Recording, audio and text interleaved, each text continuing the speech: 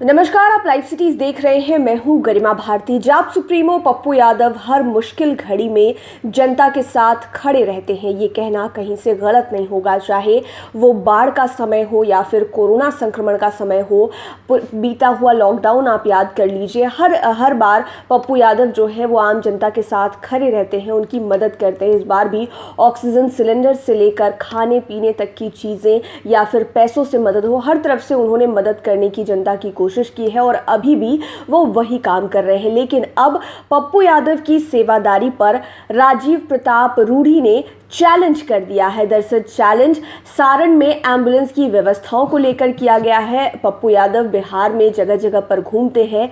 सरकार के जो कमियां हैं, जो लूप होल्स है, अगर उन्हें दिखाई देती है तो वो सीधे कहते हैं, सीधे बोलते हैं कि ये कमी है, ये घटी है, आपको इसे पूरा करना चाहिए। या फिर सरकार जहां पर सक्षम नहीं हो पाती है वहां पर भी वो सवाल उठाते हैं। सारण में भी एम्बुलेंस का मामला निकल कर आया कि पर्याप्त मात्रा में एम्बुलेंस नहीं है। पप्पू यादव वहां पर पहुंचे और कई सारे बातें भी कही, जिसके बाद राजीव प्रताप रूढ़ी ने पप्पू यादव को चैलेंज कर दिया और पप्पू यादव ने अब उसका जवाब दिया है ट्वीट करके। पप्पू यादव लिखते हैं कि माननीय रूढ़ी जी, सम्मान के साथ चुनौती स्वीकार है। आपको ड्राइवर नहीं हो रहा है तो सारण पटना जहां चलाना चाहते हैं सभी एम्बुलेंस उपलब्ध कराएं।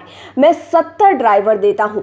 कोरोना मरीज को मुफ्त सेवा दी जाएगी। घटिया राजनीति नहीं करता, सेवा और जिंदगी बचाने को लड़ रहा हूं।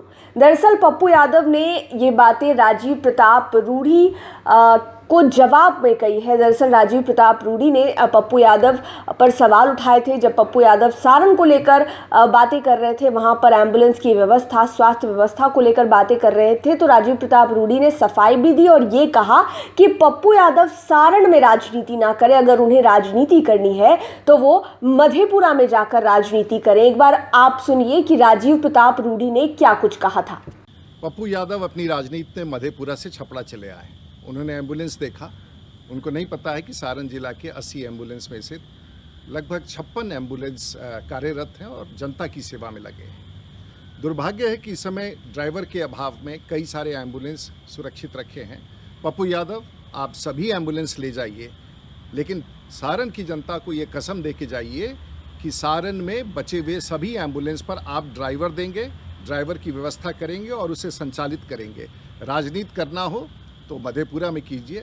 सारण की जनता इससे प्रभावित नहीं होने वाली है। तो आपने राजीव प्रताप रूढ़ी को सुना। पप्पू यादव को सीधे तौर पर चैलेंज करते हुए आपको नजर आए होंगे कि यहाँ पर एम्बुलेंस की जितनी व्यवस्था है सो है और बाकी के जो एम्बुलेंस नहीं चल रहे हैं वो ड्राइवरों की कमी की वजह से चल रहे हैं। और बड़ी बात राजीव प्रताप रूढ़ी ने ये कह दी कि अगर पप्पू यादव को राजनीति ही करनी है तो वो मधेपुरा में जाके करें, यानी कि जो पहले पप्पू यादव का संसदीय क्षेत्र रहा है वो सारण में राजनीति ना करें, क्योंकि सारण की जनता पर कोई भी प्रभाव नहीं पड़ने वाला है। जिसके बाद पप्पू यादव ने सम्मान के साथ चुनौती स्वीकार की है। लिखते हैं, माननीय रूढ़ी जी, सम्मान के साथ चुनौती स्वीकार है।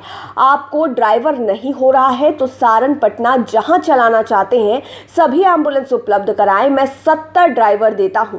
कोरोना मरीज को मुफ्त में सेवा दी जाएगी। घटिया राजनीति नहीं करता, सेवा और जिंदगी बचाने को लड़ रहा हूं। तो एक तरफ जहां पप्पू यादव पर सवाल खड़े किए गए, उनकी सेवादारी पर सवाल खड़े किए गए, तो पप्पू यादव ने राजीव प्रताप रूढ़ी को सीधे जवाब दे दिया है। उन्होंने ये कहा है कि आपके पास अगर एम्बुलेंस है तो आप उपलब्ध कराएं।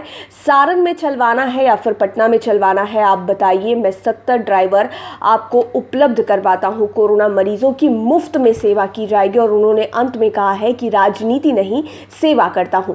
देखने वाली बात यह होगी कि यह बहस और कितनी आगे बढ़ती है।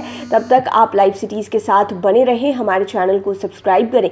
ये वीडियो फेसबुक पर देख रहे हैं तो पेज को लाइक करें, साथ ही साथ आप हमें ट्विटर पर भी फॉलो कर सकते हैं। धन्यवाद।